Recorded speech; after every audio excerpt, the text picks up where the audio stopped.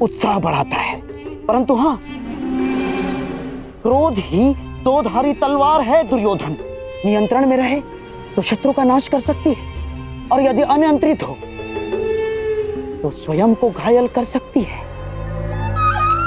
इसलिए तुम्हारी ये क्रोध शक्ति पांडवों को ढूंढने में लगाओ। और कहा मामा जी, कहां ढूंढे उन पांडवों को? हर ग्राम, हर नगर ढूंढ लिया, जहां संभावना थी वो हर राज्य ढूंढ लिया, परंतु वो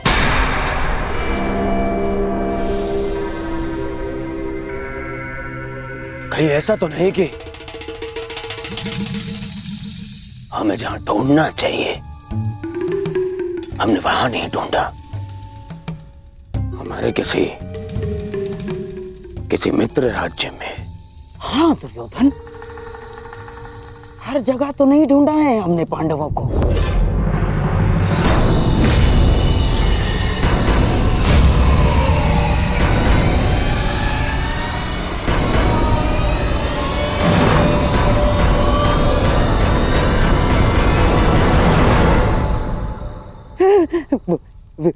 विराट,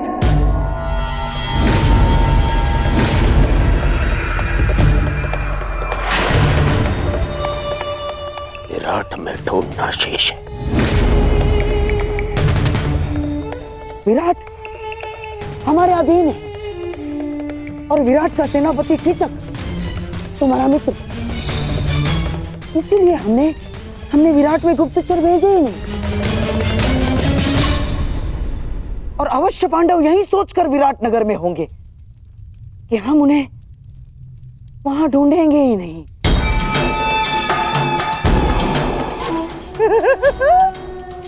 परंतु अब पांडव बचेंगे ही नहीं दुर्योधन। आज ही मैं अपने गुप्तचरों को विराट जाने की आज्ञा देता हूं, आज ही। नहीं, वहां गुप्तचर नहीं जाएंगे।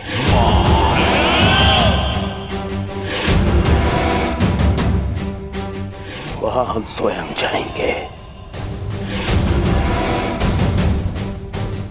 और फिर पितामह को बोलने का अवसर भी नहीं मिलेगा, क्योंकि इस बार उन पांडवों का अज्ञातवास टूटने का साक्षी मैं स्वयं रहूंगा।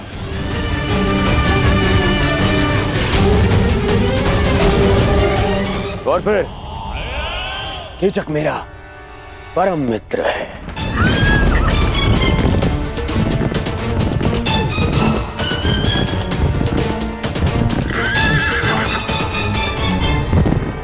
वो अवश्य मेरी सहायता करेगा।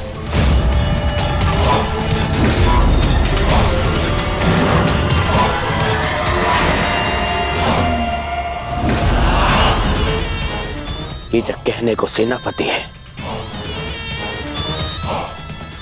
परंतु वास्तविकता में विराट का पूरा नियंत्रण उसी के हाथ में है।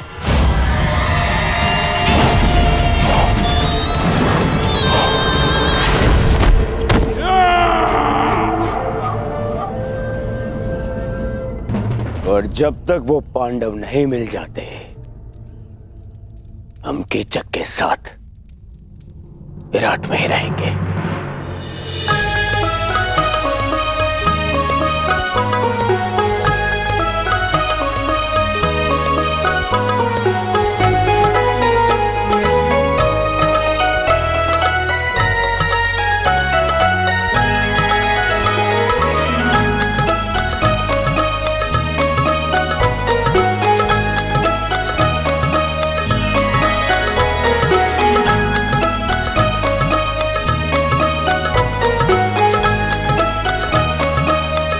नृत्य का अभ्यास हो रहा है भांजी उत्तरा।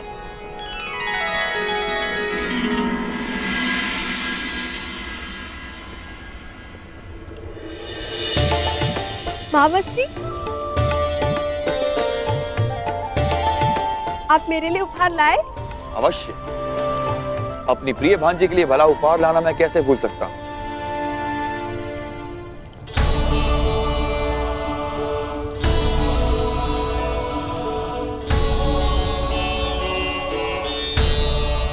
ये क्या मावश्री, फिर से वस्त्र? ये कोई साधारण वस्त्र नहीं है उत्तरा। कलिंग राज्य का सबसे श्रेष्ठ वस्त्राकार के हाथों का बुना मलमल है। जब आपको मेरे मनचाहे वस्त्र लाने ही नहीं होते हैं तो आप पूछते ही क्यों है कि क्या मंगाना है? आप भूल गए मैंने आपसे घुंघरू मंगवाए थे। मेरी प्रिय भांजी उत्तरा, शीघ्र ही तुम्हें किसी बड़े राज्य की महारानी बनना है। फिर तुम्हारे एक संकेत पे सैकड़ों नर्तकियां अपना कौशल दिखाएंगी। तुम्हें साधारण घुंघरुओं की क्या आवश्यकता है? होने वाली महारानी हो, अपने वस्त्र आभूषण पर ध्यान देना चाहिए। इस नृत्य और वादन में क्या रखा है, इसका कोई लाभ नहीं। क्षमा चाहती हूँ सेनापति महोदय, परंतु संगीत साधना शस्त्र साधना से कम नहीं होती। वस्त्र आभूषण शरीर सजाते हैं, परंतु संगीत मन को संतोष का आभूषण देता है।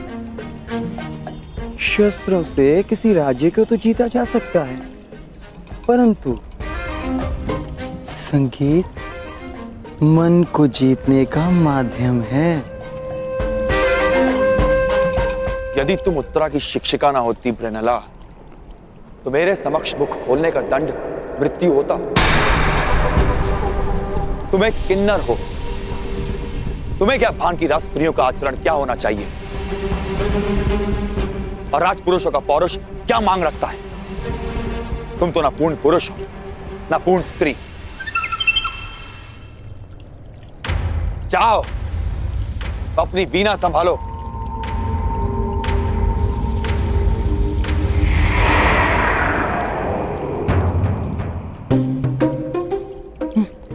चलिए राजकुमारी, अभ्यास पुनः प्रारंभ करते हैं।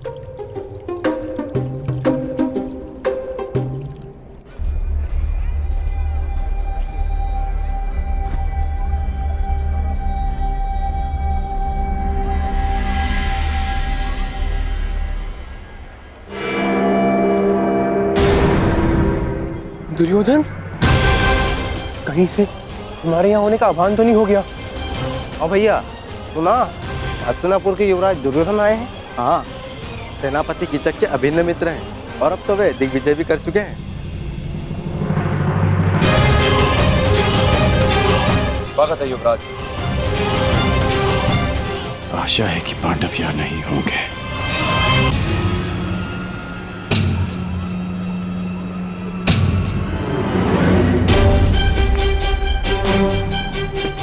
मुझे बाकियों को भी जाकर सावधान करना होगा। कदाचित दुर्योधन को सूचना मिल चुकी है कि हम यहाँ पर हैं। राजमहल की ओर बढ़ रहे हैं, अर्थात भ्राता युधिष्ठिर संकट में है। सर्वप्रथम मुझे उन्हें जाकर सावधान करना होगा।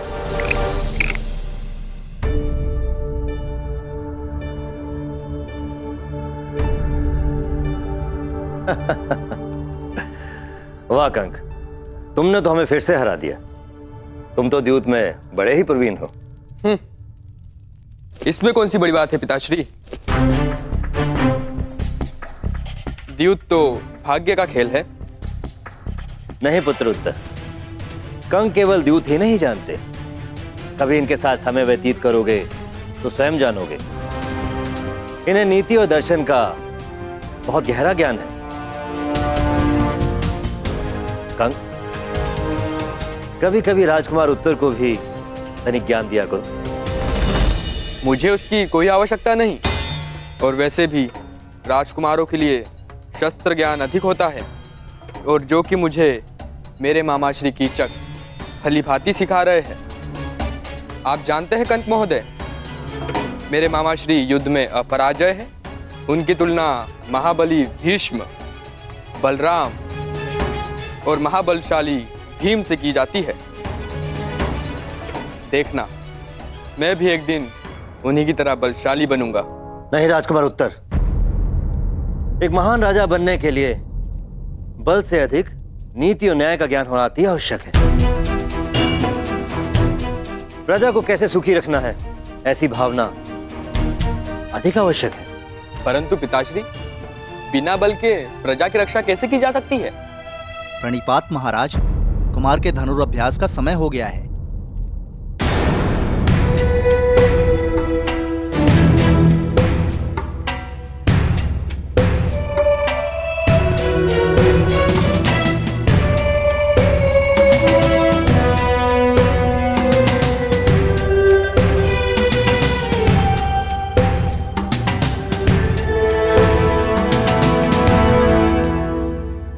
नकुल यहां क्यों आया था? अवश्य कि वो कुछ विशेष बात करना चाहता है। मुझे उत्तर को लेकर बहुत चिंता है कंक।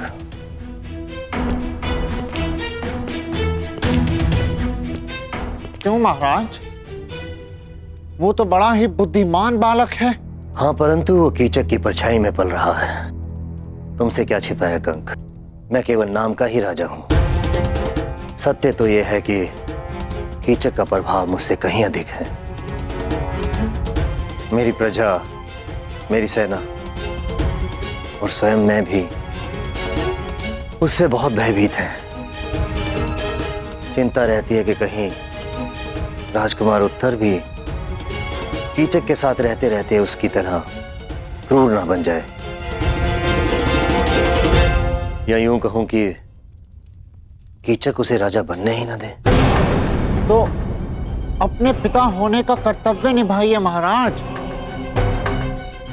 उत्तर को कीचक से दूर रखें,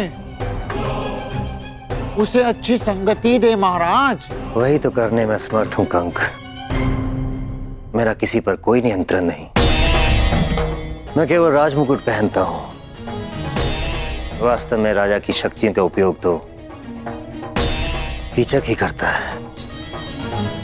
नियंत्रण खोकर सब कुछ हार जाने की पीड़ा क्या होती है, असहाय होने की पीड़ा का अनुभव क्या होता है, वो तुम नहीं समझोगे कंक।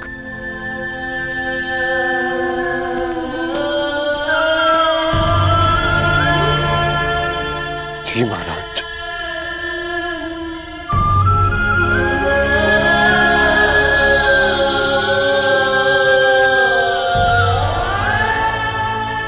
क्योंकि मैं आपकी पीड़ा समझ सकता हूं। युद्ध में हारने का, असहाय होकर सब कुछ खो देने का अनुभव है मुझे। साइरंदरी, आज तक कितनी ही सेविकाएं आई हमारे पास, परंतु किसी में भी तुम्हारे जैसा कौशल नहीं। रूप सज्जा हो या केश विन्यास, तुमसे श्रेष्ठ कोई भी नहीं।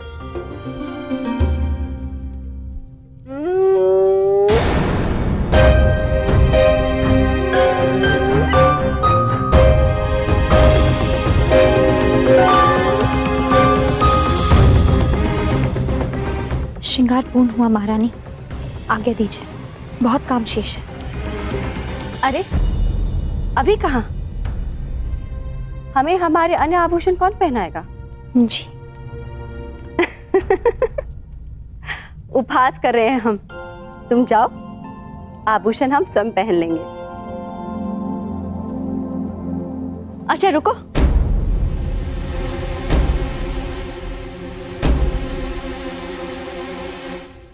एक बात बताओ। हम कब से तुमसे एक प्रश्न पूछना चाह रहे थे। तुम्हें इतना अच्छा श्रृंगार आता है, तुम स्वयं इतनी रूपवती हो, अपना ध्यान क्यों नहीं रखती? ये देखो कितने सुंदर केश है तुम्हारे, इसे खुला क्यों रखा है?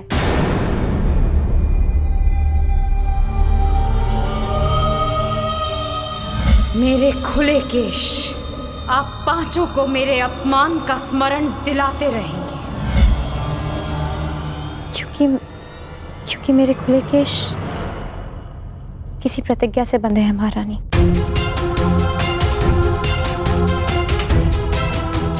ऐसी कौन सी भीष्म प्रतिज्ञा है कि इतने सुंदर केश बांधे भी ना जा सके?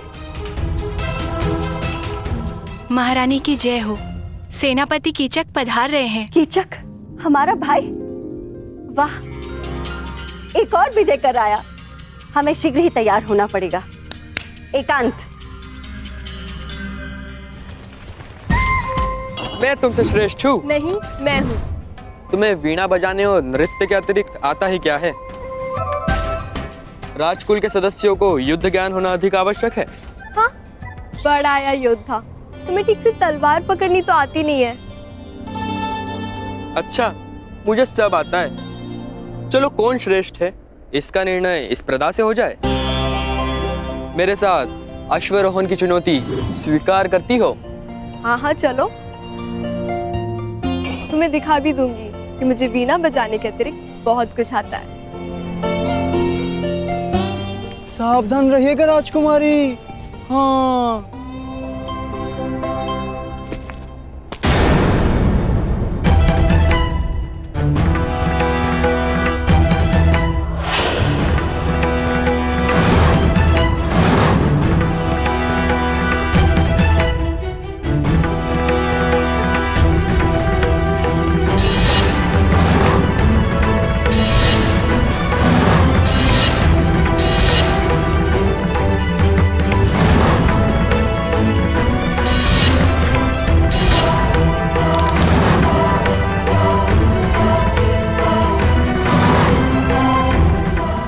स्त्री कौन है? इसके हाव भाव क्यों मुझे किसी का स्मरण करा रहे हैं, जैसे मैं इसे जानता हूं।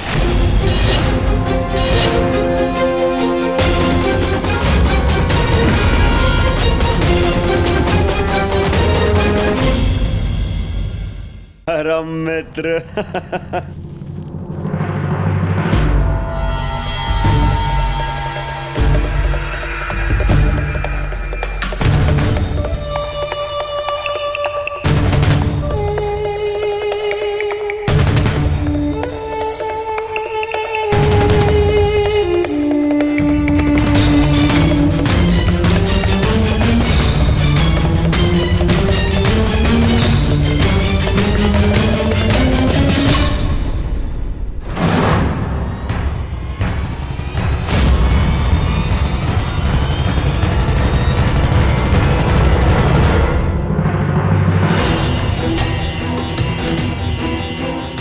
कहाँ जा रहे हो भीम?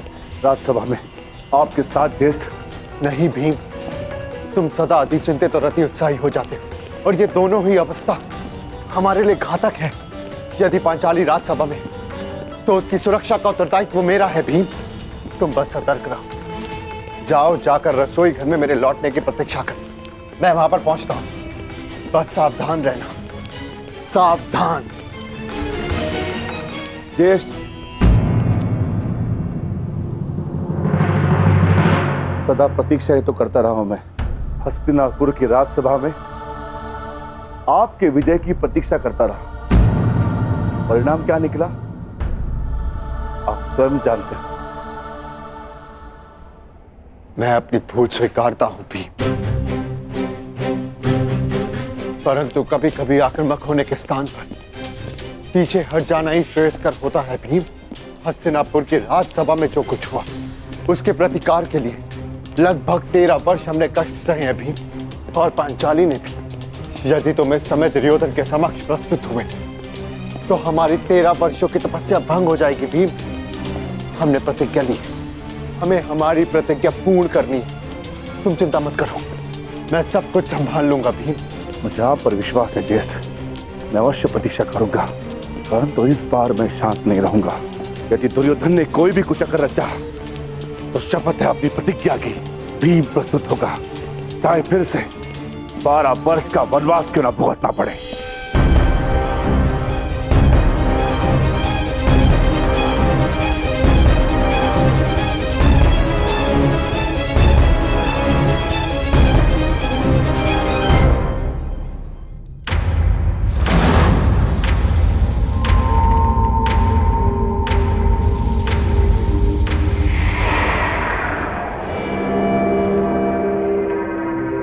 तुम्हारा मित्र कुछ ज्यादा ही रुचि दिखा रहा है उस दासी में दुर्योधन।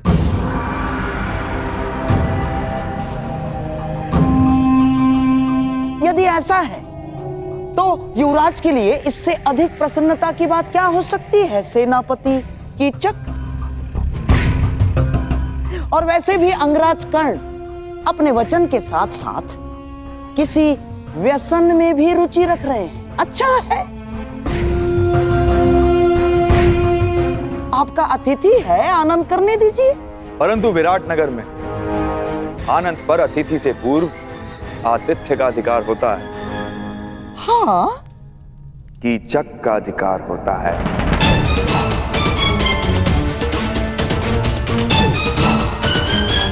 है ना राजा? दासी, तुम पहले हमारे समक्ष आओ।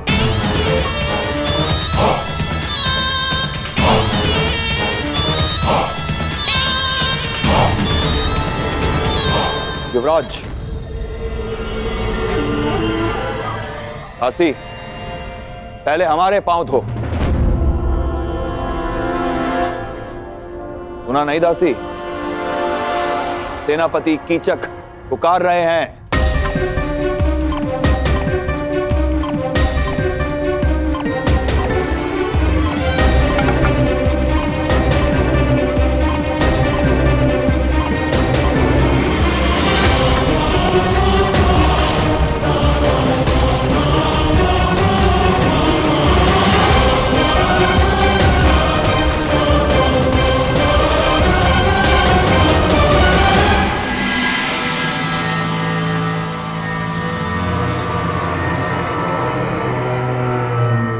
अद्भुत। मेरे राज्य में इतना सुंदर भोग्य है और मुझे ज्ञात ही नहीं।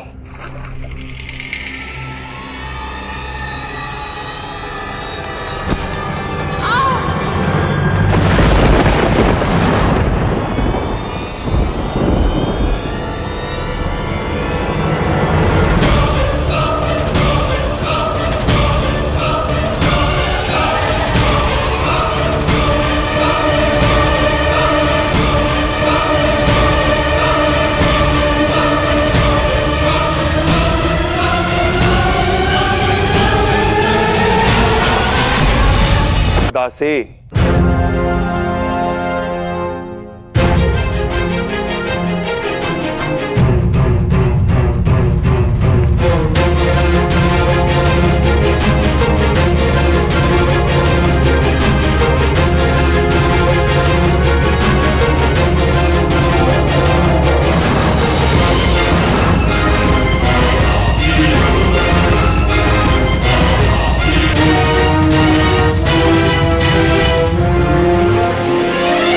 नहीं देवी,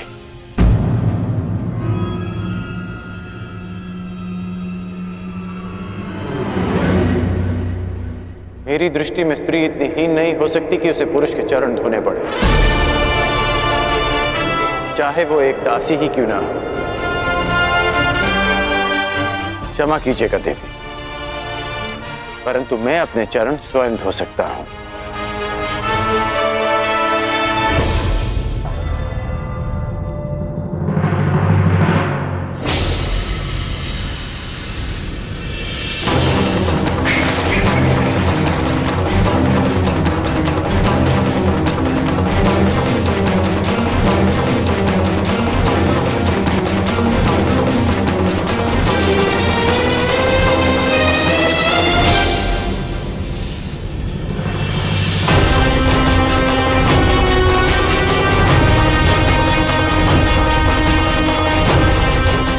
शीघ्रता भी क्या है सुंदरी?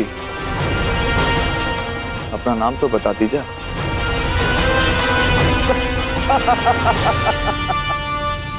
मित्र कीचक, तुम्हारा दुस्साहस बहुत मनोरंजक है।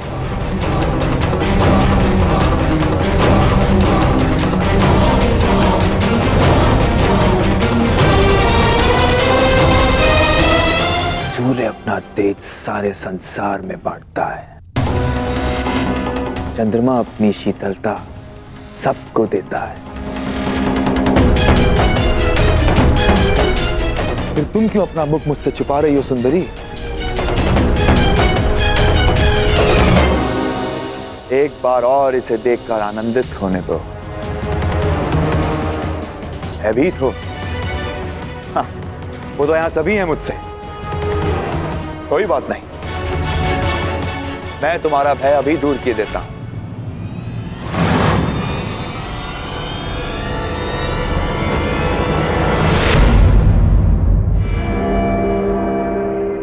ओहो, विरोध करना भी जानती हो?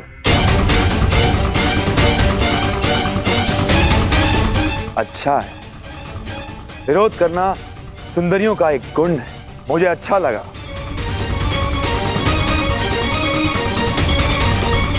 कीचक,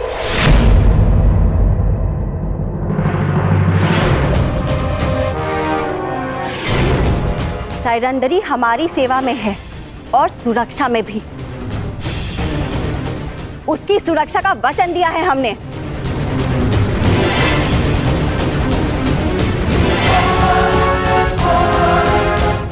सैरंदरी, अच्छा नाम है। जाओ सैरंदरी।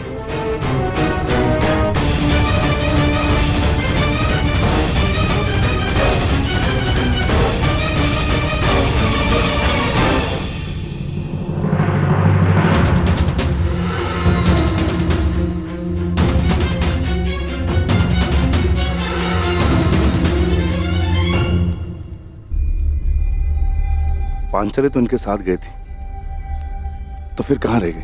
सैरंदी नहीं आई? नहीं, उन्हें सेनापति कीचक ने रोक लिया। अब न जाने क्या होगा। सेनापति कीचक की दृष्टि जिस स्त्री पर पड़ती है उसे वो मैला करके ही छोड़ता है। क्षमा करना ज्येष्ठ, परंतु अब मैं अपना वचन नहीं निभा पाऊंगा।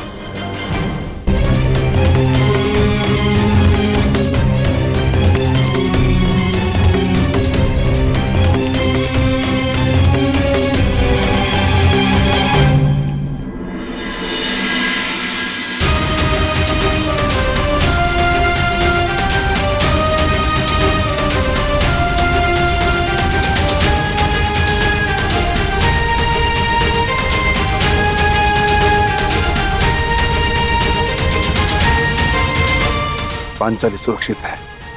ज्येष्ठ ने अपना उत्तरदायित्व पूर्ण किया। मित्र दुर्योधन, मैं तुम्हें हमारी सेना के महत्वपूर्ण पदाधिकारियों से मिलवा देता हूं। ये तुम्हारा मंतव्य पूरा करने में सहायक सिद्ध होंगे। आओ।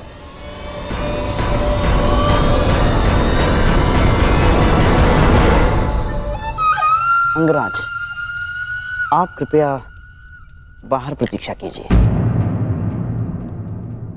मैं युवराज की सुरक्षा में आया हूँ।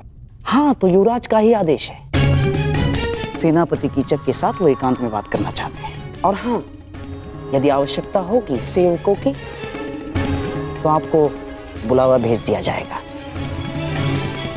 कृपया प्रस्थान करें।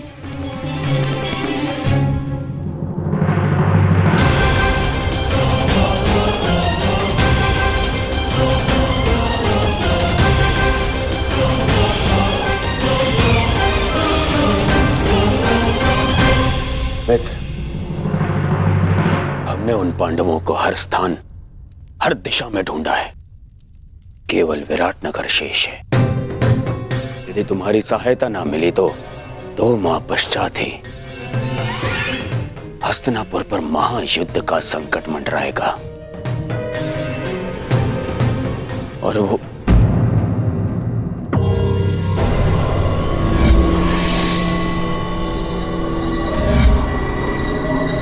मित्र, कहां खोए हुए हो? तुम सुन रहे हो ना? हाँ हाँ, कहो मित्र। तो सुनो, केवल ये विराट नगर है जहां हमने हमारे गुप्तचरों को नहीं भेजा है। और हमें संदेह है कि वो पांडव यहीं विराट नगर में छुपे हैं।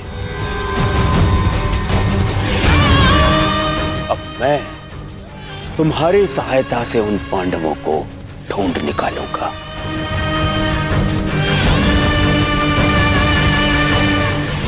वो 5 पांडव तेजस्वी हैं। यदि दृष्टि रखोगे तो पहचान लोगे। और वो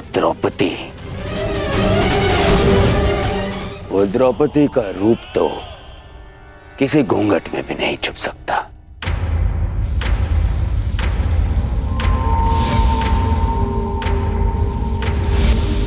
हाँ, कुछ सुंदरियों का रूप तो कोई घूंघट नहीं छिपा सकता। रूप के अतिरिक्त दर्प की भी कमी नहीं है उस 5 पतियों वाली में। मुझे विश्वास है कि वनवास के पश्चात भी उस द्रौपदी का दर्प और घमंड कम नहीं हुआ होगा। मित्र दुर्योधन, सुंदरियों को ढूंढना, उनका भोग करना मेरी रुचि का कार्य है। मित्र दुर्योधन,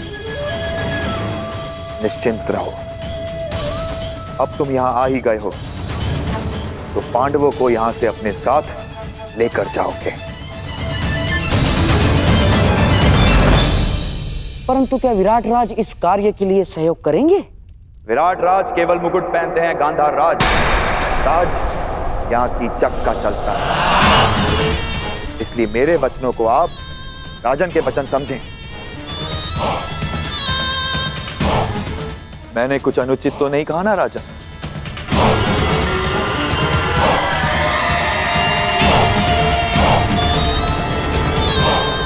अब उस सुंदरी को ढूंढने का कार्य मैं पूर्ण करूंगा।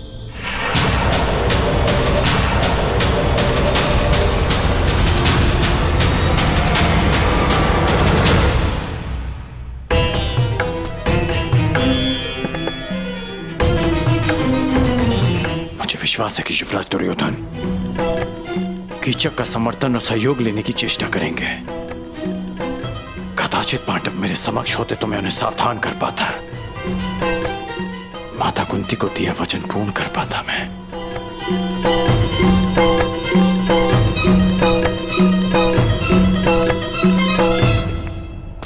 समझ में नहीं आता कि दुर्योधन यहां आया क्यों है।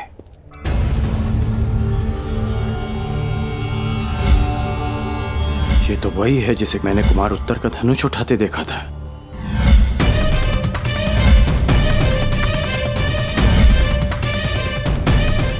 ये इस बात ही छिपकर किससे और क्यों बात कर रही है? क्यों हर बार मुझे अनुभव होता है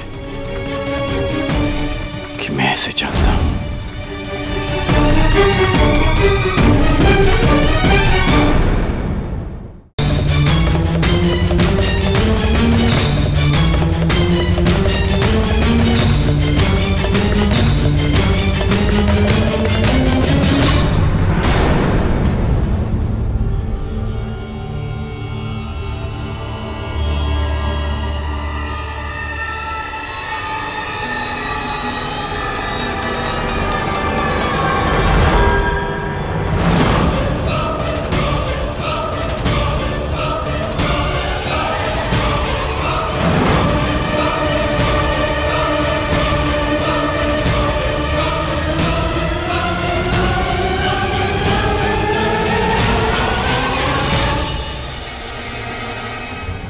क्षमा करें अतिथि महोदय, यहाँ से आगे विराट राज परिवार के अतिरिक्त किसी भी पुरुष को अंदर जाने की अनुमति नहीं है। ये महारानी सुदेशना का निवास है। क्षमा करना, मैं अपना मार्ग भटक गया था।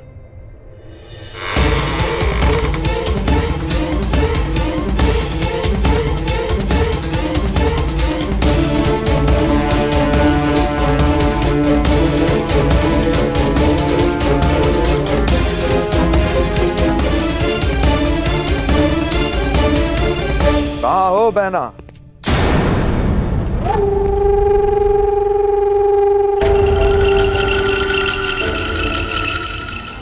अरे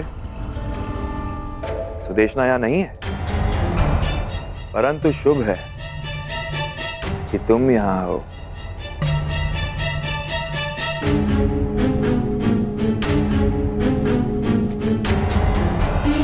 क्षमा कीजिए। ठहरो।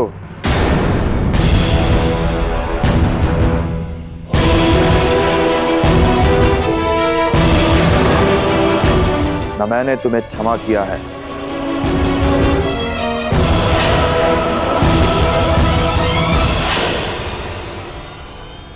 और ना ही यहां से जाने की अनुमति दी है। सुना है कि तुम सबके समक्ष अपना मुख नहीं दिखा सकती, परंतु यहां तो केवल मैं और तुम हो। चंद्रमा भी चकोर के लिए मेघों से निकल ही आता है सुंदरी।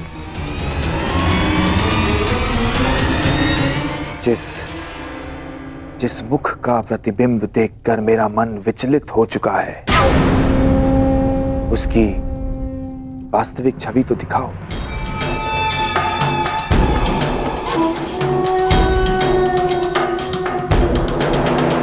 ऐसा दुस्साहस मत कीजिएगा। प्रतिरोध? कीचक का प्रतिरोध? अच्छा है। ऐसा लक्ष्य पाने का आनंद ही क्या जिसमें प्रतिरोध ना हो। जहां विरोध हो वहां विजय प्राप्त करने में कीचक को सदा प्रसन्नता होती है। अब अपना मुखड़ा दिखाओगी सुंदरी, या अपने हाथों को कष्ट देना होगा?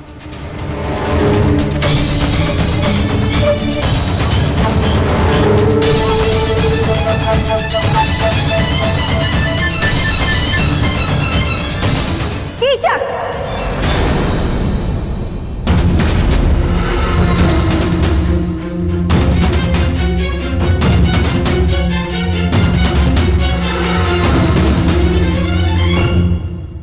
हम तुम्हें पहले भी कह चुके हैं कि सायरंदरी हमारी सेवा में है।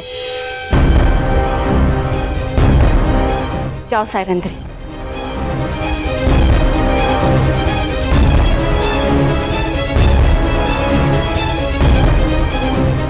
अरे क्या बहना, मैं तनिक परिहास ही तो कर रहा था। तुम तो जानती हो कि मेरा नटखटपन अब तक गया नहीं है। सायरंदरी क्या, मैं तो उर्वशी को देखकर मोहित ना हूं। वैसे इतने से दिनों में बड़ी प्रिय हो गई है ये दासी बहना। ऐसा क्या है जो तुम सदा इसका पक्ष लेती हो? हम तुम्हारी बहन हैं, तुम्हारी सुरक्षा की कामना करते हैं। कुछ उपहास जीवन का अंत बन जाता है कीचक, अंत। सायरंदरी गंधर्व पत्नी है, 5 गंधर्वों की सुरक्षा में है। ध्यान रखना।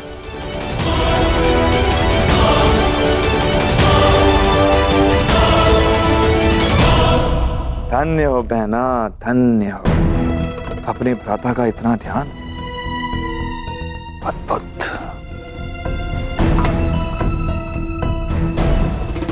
ये सायरंदरी कौन है ये तो मैं भली भांति जान गया हूं, और इसके 5 गंधर्व पति कौन है वो भी जानता हूं।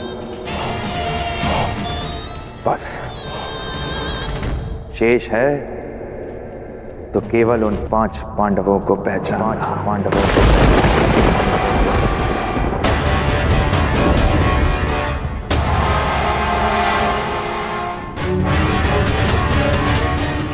पुत्रों को ये बात बतानी ही होगी।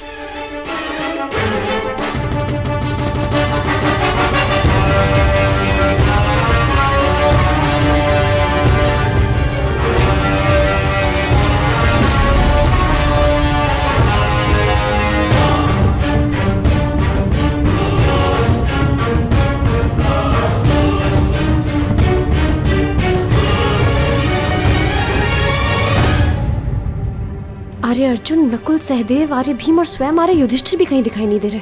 पता नहीं कहाँ गए सबके सब। शायरेंद्री, तुम्हें राजसभा में उपस्थित होने का आदेश मिला है। मदिरा लेकर अतिथियों के स्वागत के लिए तुरंत आओ। परंतु मैं तो महारानी की सेवा में हूँ, मेरा राज्यसभा में क्या कार्य? वो मुझे ज्ञात नहीं, ये राज आदेश है, पालन करो।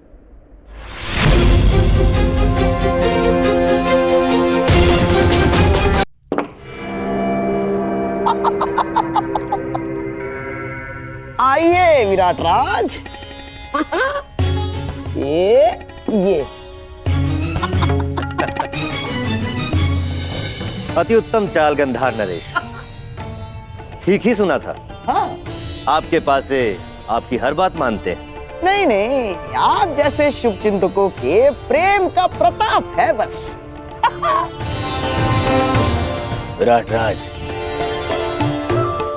आपका ये स्वागत सदा स्मरण रहेगा। अहो भाग्य।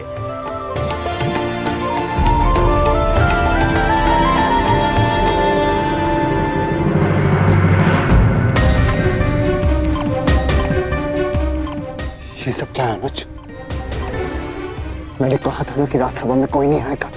जब उस सभा में हम एक साथ थे भ्राताश्री, जहाँ दुर्भाग्य हमने जानते पूछते स्वयं चुना था, तो इस सभा में भी हम एक साथ ही रहेंगे।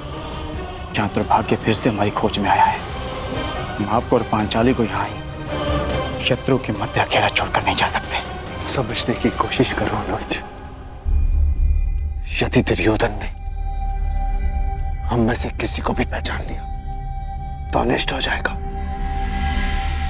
भ्राताश्री, जब आप दूसरे अनुजों को नहीं पहचान पाए तो मद में चोर दुर्योधन कैसे पहचान पाएगा?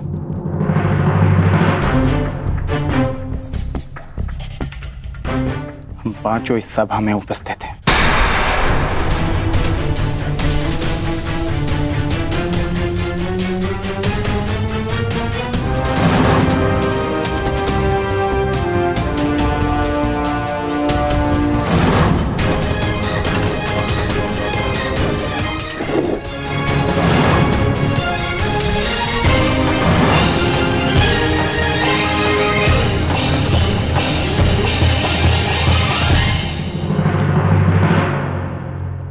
लेकिन फिर भी अनुज, यहां दुर्योधन के साथ साथ मामा शकुनी भी उपस्थित है, और तुम जानते हो कि उनकी दृष्टि कितनी तीक्ष्ण है। सावधान रहना अर्जुन, सावधान। और सेनापति कीचक पधार रहे हैं।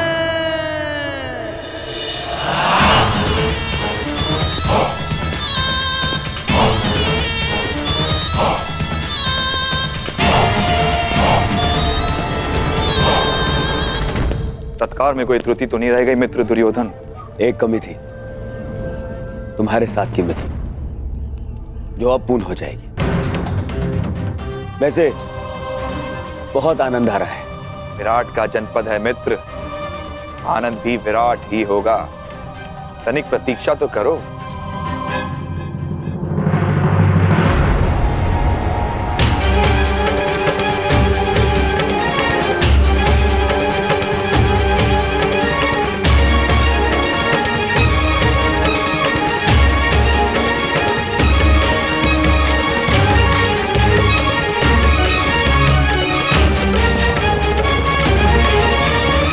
दासी सहरंद्रे, हस्तिनापुर युवराज के लिए मदिरा प्रस्तुत करो।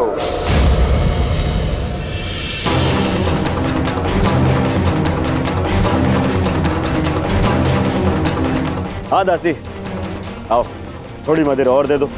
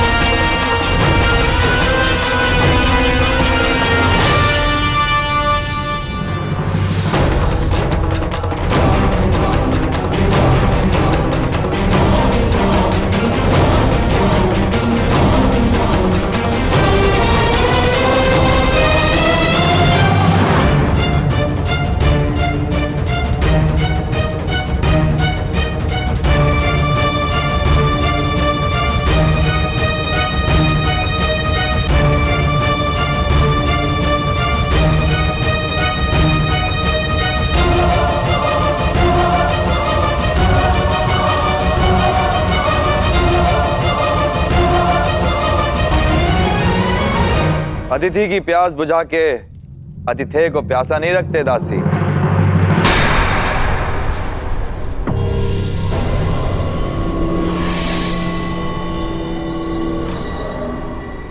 लाओ, हमें भी मदिरा पिलाओ।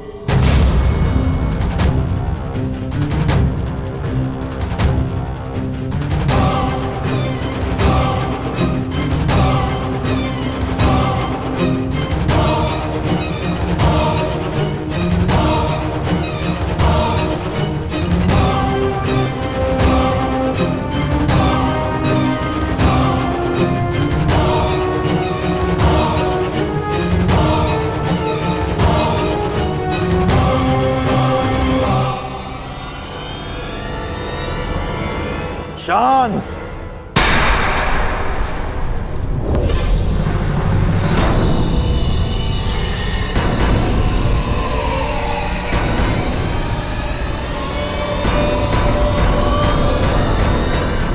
बंद करो ये नृत्य। मुझसे कोई भूल हुई क्या? अपने घुंघरू उतारो। सुना नहीं तुमने? अपने घुंघरू उतारो।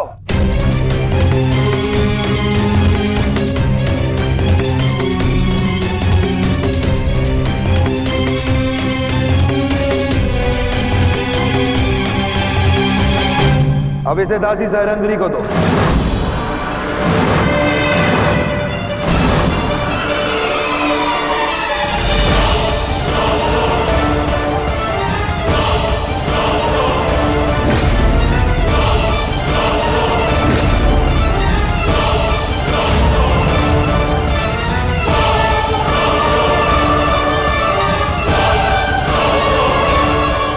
सुना है नृत्य कला में बड़ी प्रवीण है ये दासी। हमें भी देखना है। दासी सहरंद्री, अतिथियों के समक्ष नृत्य प्रस्तुत करो।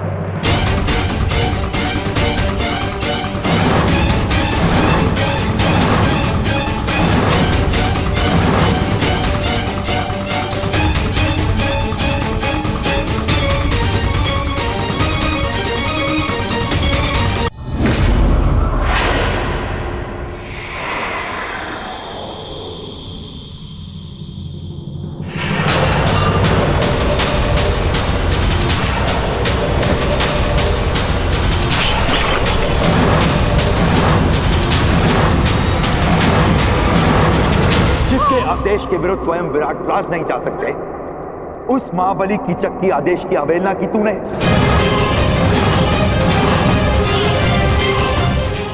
मूर्ख दासी, मेरी शक्ति, मेरे अधिकार के विरुद्ध जाने की अवहेलना की तूने।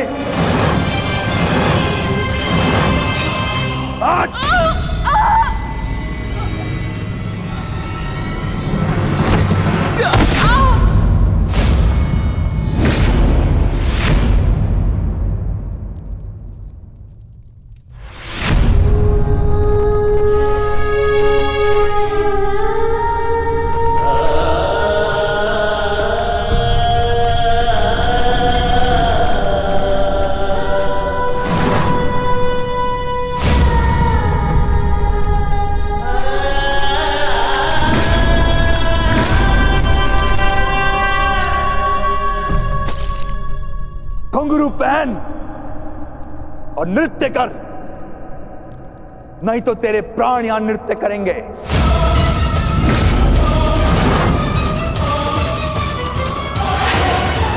आज तुझे नृत्य करना पड़ेगा।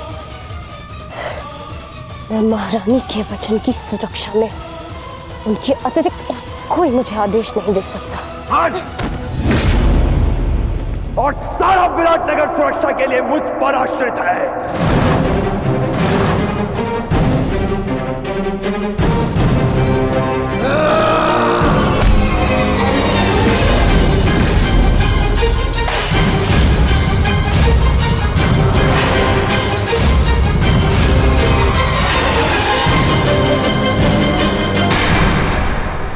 शांत भी, शांत। ये समय शांत रहने का है, क्योंकि यहाँ पर दुर्योधन भी उपस्थित है। नहीं ज्येष्ठ, यदि इसने पांचाली का और अपमान किया तो मैं इसका शीश धड़ से अलग कर दूंगा। दयानुज, शांत। कोई नहीं आएगा तेरी सहायता के लिए यहां पे। घुंघरू पहन और नृत्य कर, बस सेनापति।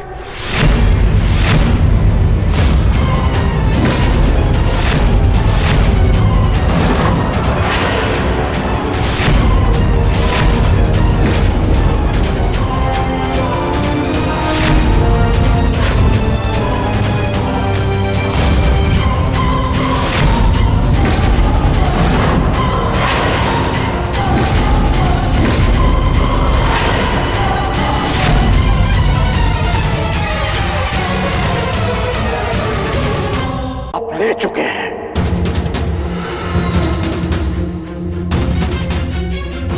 गिरिजा भागी ने आपका क्या बिगाड़ा? आप इस अपमान में भागीदार क्यों मान रहे हैं? मित्र,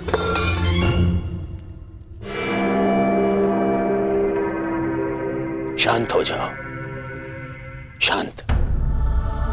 मैं यहां केवल अतिथि हूं। ये मेरा राज्य नहीं है, विराट राज्य है।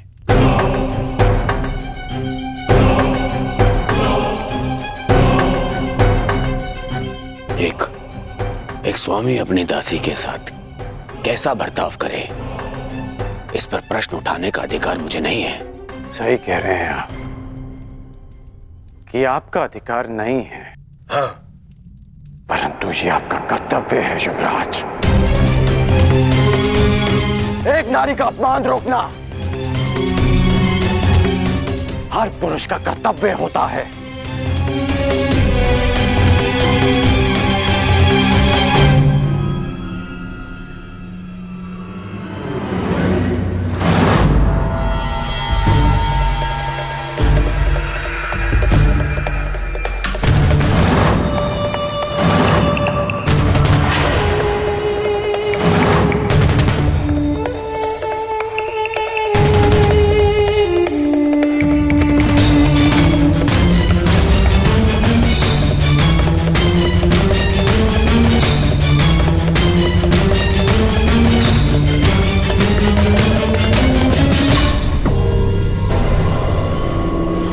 सायरंधरी गंधर्व पत्नी 5 गंधर्वों की सुरक्षा में है।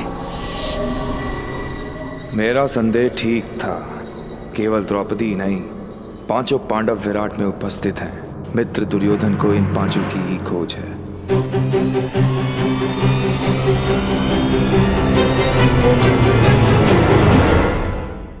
मैं क्या कर सकता हूं?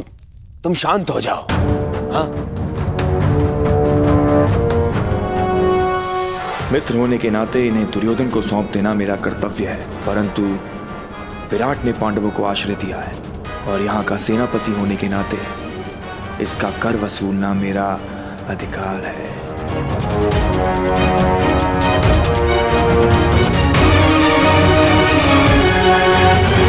बहुत हुआ दासी, अब जाओ यहां से।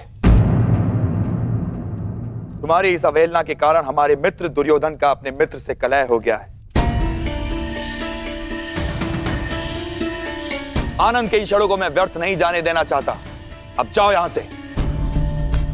सुना नहीं?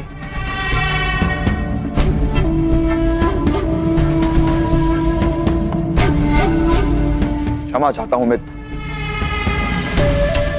और खेद है अंगराज, मैं तो आप लोगों का मनोरंजन करना चाहता था। इस दासी के दर्प ने मेरे कार्य को असफल कर दिया। क्षमा प्रार्थी हूं मैं आपका। ये आप कह रहे हैं सेनापति कीचक? हाँ, आपने ही तो कहा था अंगराज कि जो नारी का अपमान करता है वो अपनी मृत्यु को ललकारता है। और मुझे अपने प्राण बहुत प्रिय है। अगर कोई और भूल हुई हो तो सेवक को क्षमा कीजिएगा अंगराज। अरे नहीं, चलो, कीचक ने क्षमा मांग ली है ना, आओ। हाँ? यही तो आश्चर्य है कि कीचक के व्यवहार में अचानक परिवर्तन क्यों आया। कर्ण,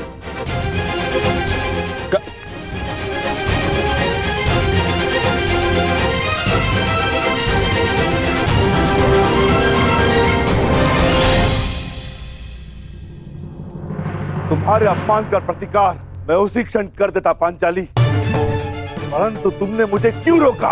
क्योंकि 12 वर्ष की प्रतीक्षा, हमारी प्रतिज्ञा पूरी करने की तपस्या को भंग नहीं करना चाहती थी मैं। और आज भी कीचक ने जो कुछ किया उस दुर्योधन की उपस्थिति के कारणवश किया। अब मुझे केवल उस क्षण की प्रतीक्षा है जब युद्ध का शंखनाद होगा और मैं अपनी आंखों के सामने एक एक कौरव का नाश देखूंगी।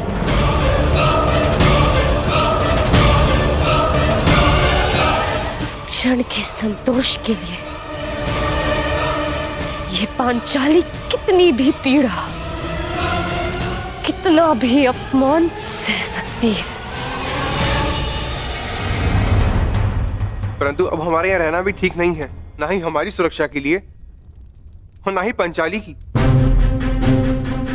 हमें शीघ्र ही स्थान छोड़कर चले जाना चाहिए। नहीं नकुल, हम सब इस राज्य में प्रमुख पदों पर हैं। मैं महाराज का विश्वास पात्र सभासद हूं। अनुज भीम मुख्य रसोइया है। अर्जुन राजकुमारी उत्तरा का शिक्षक है। पांचाली महारानी की विशेष सहयोगी है। और तुम अश्वशाला संभालते हो और सहदेव गौशाला।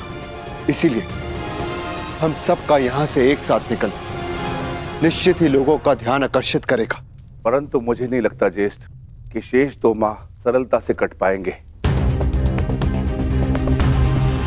मेरी मानिए तो मध्यरात्रि में हम विराट राज्य को छोड़ देंगे। पता जब तक किसी को हमारी अनुपस्थिति का बोध होगा, हम सबके पहुंच से दूर होंगे। भ्राता भीम का मत उचित है ज्येष्ठ भ्राताश्री। दुर्योधन शीघ्र यहाँ से जाते नहीं दिखता, और जब तक वो यहाँ रहेगा संकट हमारे सिरों पर मंडराता रहेगा। मैं भ्राता अर्जुन के साथ सहमत हूं। ठीक है, यदि तुम सबका यही मत है तो हम सब लोग आज रात्रि गुप्त रूप से प्रस्थान करेंगे।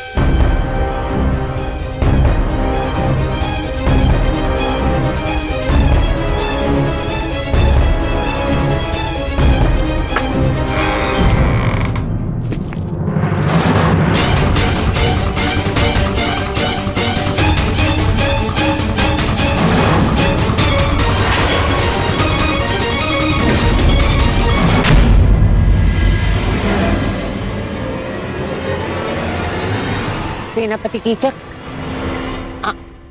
आप यहाँ पर?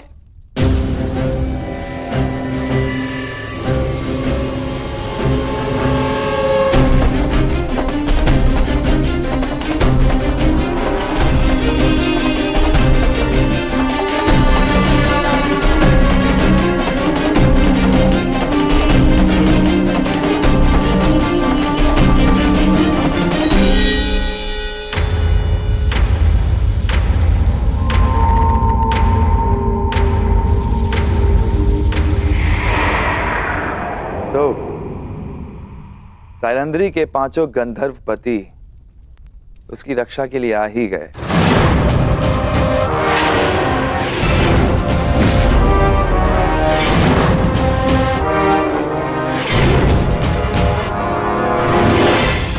प्रणाम ज्येष्ठ गंधर्व।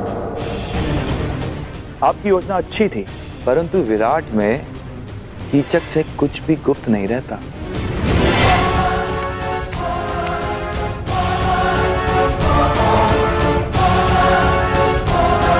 बेचारा दुर्योधन सारे आर्यव्रत में सेना लिए घूम रहा है, तुम लोगों की खोज कर रहा है। उसका आखेट ठीक उसकी नाक के नीचे बैठा। अद्भुत। प्रतिशोध की चाह मनुष्य को क्या से क्या बना देती है। दुर्योधन ने स्वप्न में भी नहीं सोचा होगा कि महान धर्मराज युधिष्ठिर कंक बनकर विराट का मनोरंजन कर रहे होंगे। अद्भुत। और भोजन भक्त महान भी दूसरों के लिए भोजन पका रहा है, झूठे पात्र धो रहा है।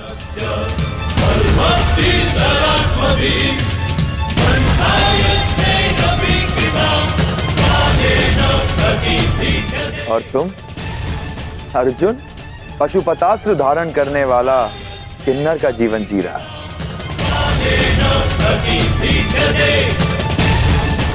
और बेचारे कोमल सुंदर नकुल सहदेव जो सदा सुगंध में नहाए रहते थे, आज अश्वों की लीद और गौवंश का गोबर साफ कर रहे हैं। अद्भुत।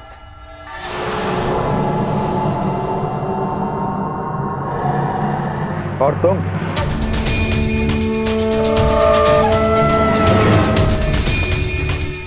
पिछले 13 वर्षों से अपने खुले केशों को बांधने की चाह रखने वाली यज्ञसेनी सुदेशना के केश सज्जित कर रही है।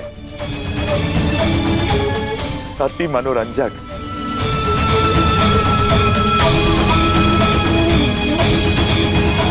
तुम पांचों भाई धूल झोंकने में सफल हुए, स्वीकार है। परंतु द्रौपदी अपना रूप नहीं छिपा सकी। ना ना ना ना, इसमें तुम्हारा कोई दोष नहीं है। तुम्हारे सौंदर्य और यौवन का दोष है।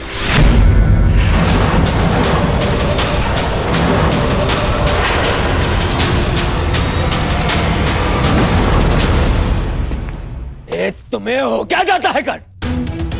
क्यों क्यों भरी सभा में तुमने कीचक के साथ में विवाद किया? और जो कीचक ने किया उसका क्या? आपने उस अपमान का विरोध तो नहीं किया युवराज? अरे तुम्हें समझ में क्यों नहीं आता है?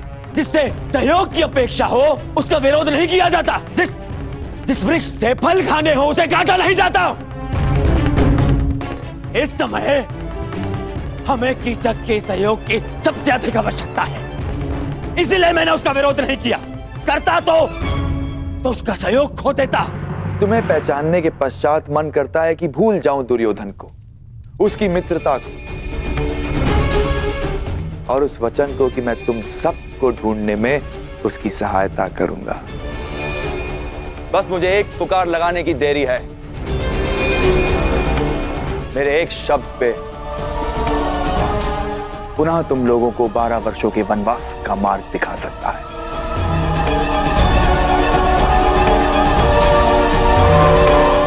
और यदि ऐसा हुआ तो कैसा लगेगा यज्ञसेनी?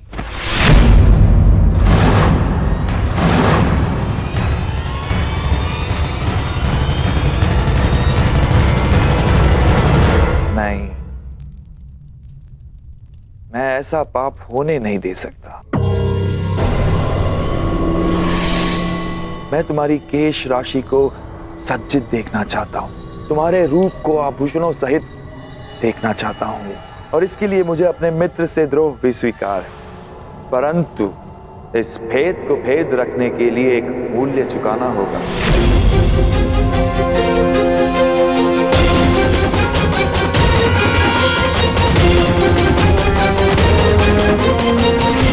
जो मेरे लिए कोई महत्व नहीं रखते, वन में रहो या महल में। लेकिन द्रौपदी के लिए ये भेद ना खुलना जरूरी है। इसीलिए मेरे पास एक प्रस्ताव है। सोच समझकर, ध्यान से सुनकर निर्णय लेना। आज रात्रि चंद्र ग्रहण है और इस अंधेरी रात में मैं यज्ञसेनी के रूप के प्रकाश में स्नान करना चाहता हूं।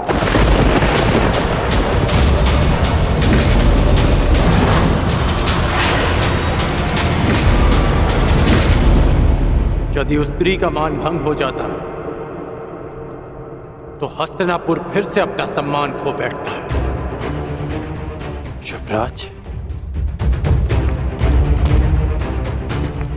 पांडवों को ढूंढने के लिए आप फिर से हस्तिनापुर का सम्मान दांव पर लगा देंगे।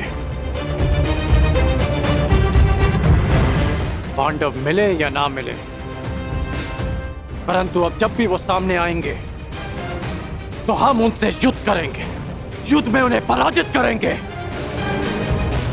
और मेरा मानना है कि हमें हस्तिनापुर वापस चले जाना चाहिए। कितनी बार मैंने तुमसे कहा है कि तुम केवल और केवल बाण चलाया करो, बाण, अपना मस्तिष्क नहीं, समझ गए? तुम केवल युद्ध करना जानते हो, राजनीति करना तुम्हारे बस की बात नहीं है। समझाओ, समझाओ अपने मित्र को। पांडवों को पकड़ने का अंतिम अवसर है हमारे पास दुर्योधन, अंतिम लक्ष्य हमारे सामने है दुर्योधन। और तुम्हारा ये प्रिय मित्र कह रहा है कि हस्तिनापुर जाकर हम संतोष की निद्रा में सो जाए। मैं ये नहीं कह रहा हूं कि हम संतोष की निद्रा में सो जाएं। तो मैं ये कह रहा हूं कि हमें हस्तिनापुर शीघ्र ही लौट जाना चाहिए, क्योंकि यहां रहकर हम अपना समय व्यर्थ कर रहे हैं। क्या कहा तुमने? युवराज, सेनापति कीचक ने हमें सहायता का वचन दिया है। यदि पांडव यहां होंगे तो वो अवश्य उन्हें पकड़ लेंगे। हमें हस्तिनापुर वापस चले जाना चाहिए, क्योंकि पांडव यहां नहीं मिले तो हमें संभावित युद्ध के लिए तैयार रहना चाहिए। और आप दोनों भूल रहे हैं कि पांडवों का अज्ञातवास पूर्ण होने में केवल 2 माह शेष हैं। 2 माह शेष है, 2 माह शेष है। क्या हो जाएगा 2 माह शेष है तो? फिर से युद्ध है? युद्ध युद्ध युद्ध कर्ण, केवल युद्ध। तुमने कभी शांति नामक शब्द सीखा भी है या नहीं कर्ण? हाँ, कहीं ऐसा तो नहीं कि तुम जिसे संभावित कह रहे हो उस युद्ध को तुम निश्चित करना चाहते हो ना? अर्थात तुम्हें ऐसा क्यों लगता है कि युद्ध ही होगा? कहीं ऐसा तो नहीं कि तुम चाहते हो कि पांडवों का अज्ञातवास पूर्ण हो जाए?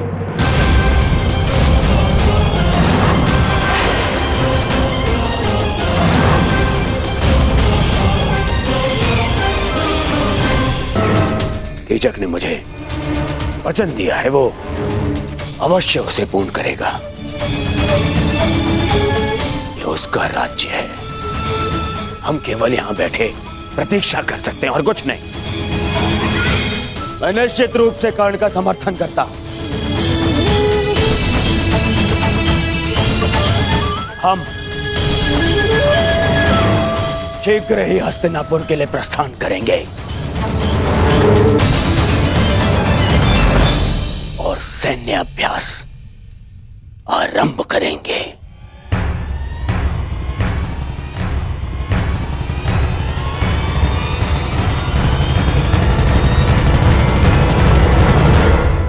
आज रात्रि चंद्र ग्रहण है और इस अंधेरी रात में मैं यज्ञसेनी के रूप के प्रकाश में स्नान करना चाहता हूं।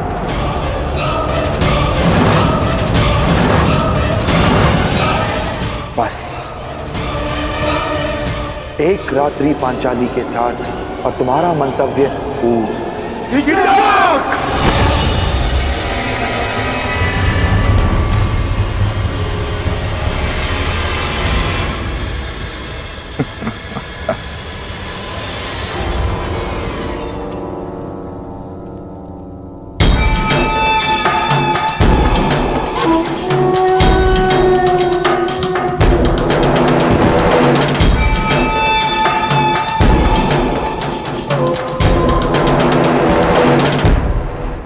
क्रोधित क्यों होते हो? और वैसे भी पांचाली के पास अक्षत यौवन का वरदान प्राप्त है।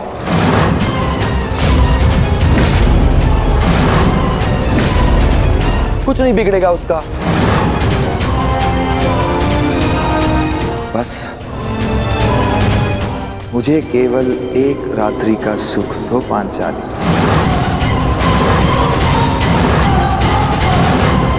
मैं इन सब का भेद रहने दूंगा।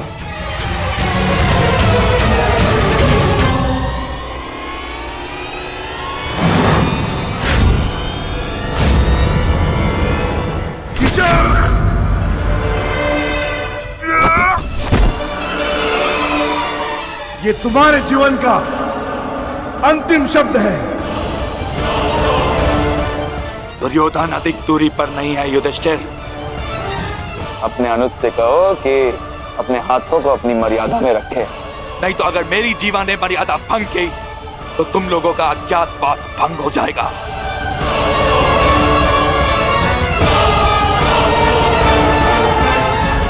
नहीं भीम,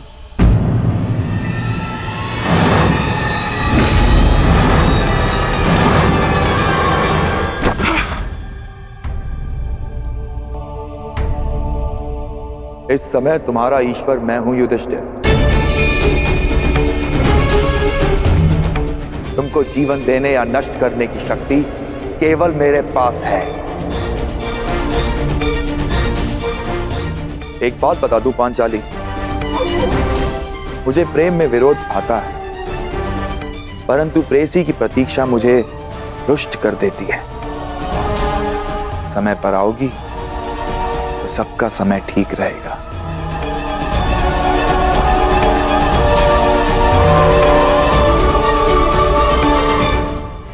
आज्ञा।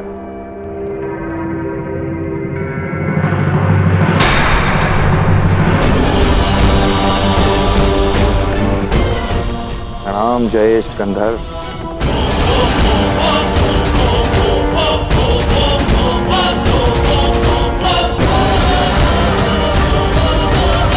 मैं उस कीचक का वध कर दूंगा। शांत अनुज, उसने हमारे मुख पर पांचाली को घृणित प्रस्ताव दिया है और आप कह रहे हैं कि मैं शांत हो जाऊं? क्या इस वनवास ने हम सबको नपुंसक बना दिया है?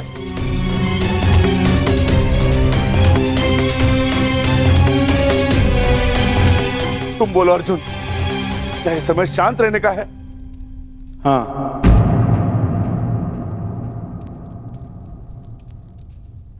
मैं ज्येष्ठ भ्राता श्री से सहमत हूं।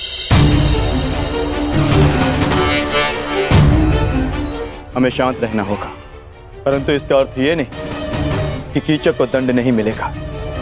कीचक को दंड अवश्य मिलेगा। आप मारेंगे उसे, परंतु मेरी योजना से। मैं आज रात्रि कुमारी उत्तरा को राग असावरी का अभ्यास कराना है। उस सभा में ज्येष्ठ भ्राता श्री मेरे साथ उपस्थित होंगे और पांचाली कीचक को अपने कक्ष में आने का आमंत्रण देगी। और यह सुनिश्चित करना होगा कि कीचक उस कक्ष की ओर जाते हुए कोई न देख सके।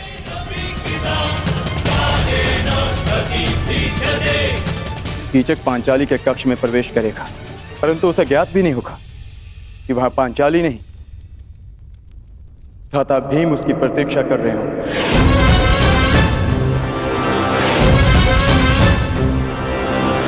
मैं सुनिश्चित करूंगा कि कीचक के चीत्कार मेरे पखावज की ध्वनि में किसी को सुनाई न दे।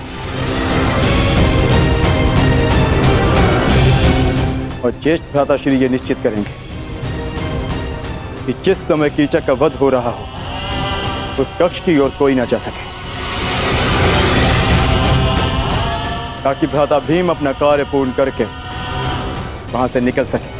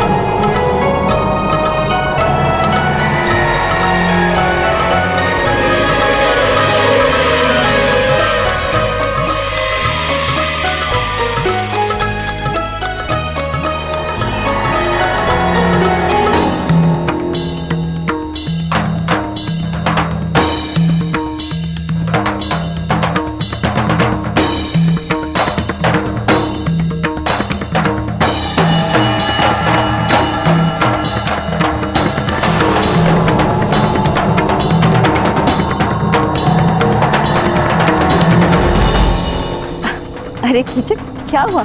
कहाँ खोए हुए हो? ये संगीत संध्या तुम्हारे मनोरंजन के लिए ही आयोजित की गई है। हाँ, उसी का तो आनंद ले रहा हूँ बहना।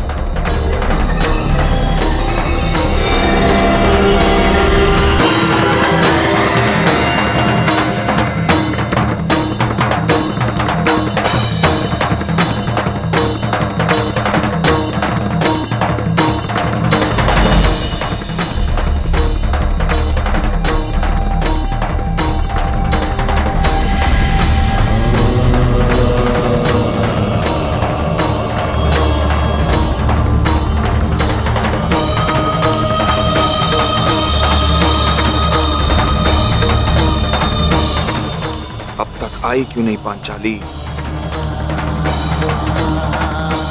मित्र दुर्योधन के समक्ष पांडवों के अस्तित्व का भेद खोलने का समय आ गया है।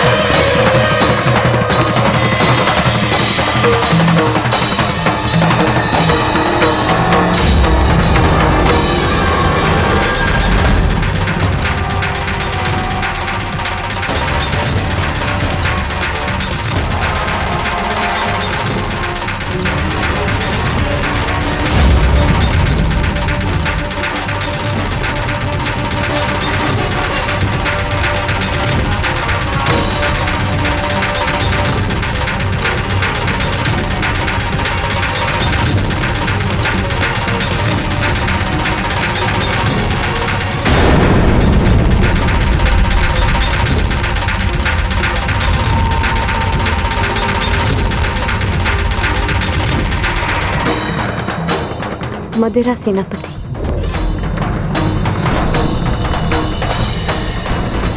मुझे आपका प्रस्ताव स्वीकार है।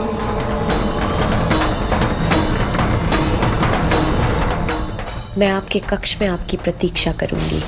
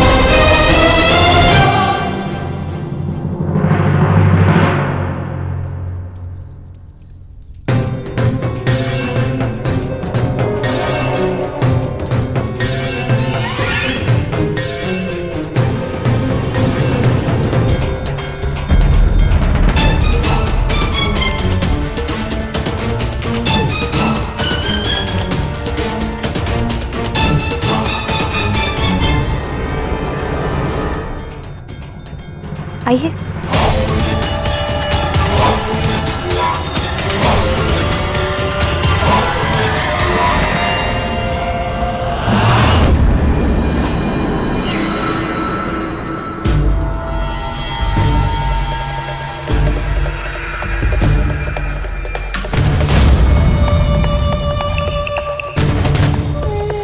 क्या हुआ? आप रुक क्यों गए? आइए ना।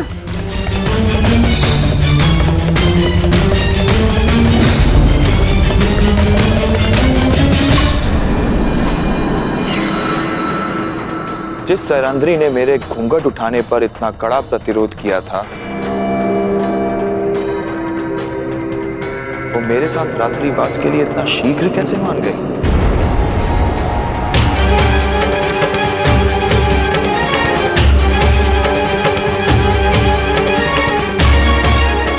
व्यवहार में अचानक परिवर्तन संदेह को जन्म देता है सुंदरी। हम तुम्हारे साथ रात्रि बिताएंगे, परंतु यहां नहीं, किसी और कक्ष में।